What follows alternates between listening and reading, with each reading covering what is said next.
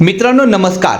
राज्यात सर्वत्र महापालिकेच्या निवडणुकीचे बिगुल वाजले असून सोलापूर शहरातील राजकारण देखील आता चांगलंच तापू लागलं आहे।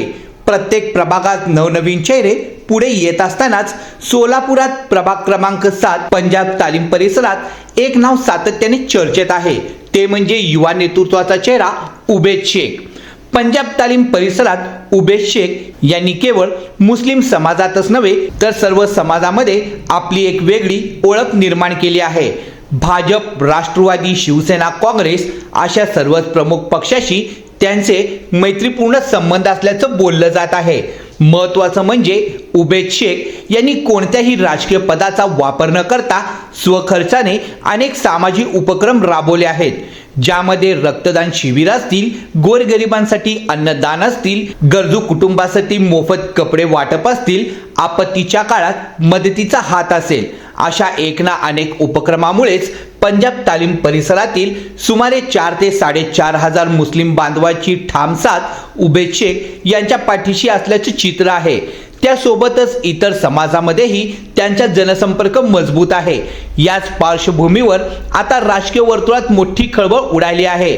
सूत्रांकडून मिळालेल्या माहितीनुसार ही मुस्लिम वोट बँक आपल्या पारड्यात पाडण्यासाठी अनेक राजकीय पक्ष उबेद शेख यांच्याशी गुप्तपणे चर्चा करत असल्याचं बोललं जात आहे।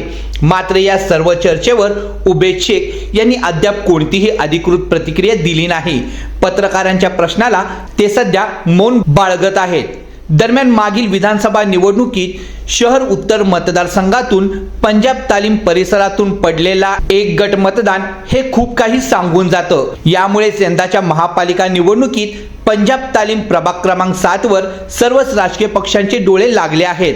आता खरा प्रश्न असा आहे की यंदा पंजाब तालीमची मुस्लिम वोट बँक नेमकी कोणाकडे जाणार?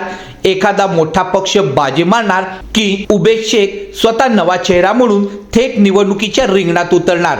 जर उबेद शेख यांनी मैदानात उडी घेतली तर प्रभाग क्रमांक 7 मध्ये मोठे राजकीय उलथापालथीचे संकेत मिळू शकतात आणि अनेकांचे गणितही बिघडू शकते। पंजाब तालीमचा हा युवा चेहरा किंग मेकर ठरणार की किंग बनणार, याकडे संपूर्ण सोलापूर शहराचं लक्ष लागलं आहे। आम्ही या घडामोडीवर लक्ष ठेवूनच आहोत। तुम्हाला काय वाटतं? उबेद शेख यांनी निवडणूक लढवावी का? आपली प्रतिक्रिया कमेंट करून नक्की कळवा। व्हिडिओ आवडला असेल तर जास्तीत जास्त लाईक करा, शेअर करा आणि अद्यापही आपण आपल्या न्यूज चॅनलला सबस्क्राईब केले नसेल तर लवकर सबस्क्राईब करा व शेजारच्या बेल आयकॉनला क्लिक करा। धन्यवाद।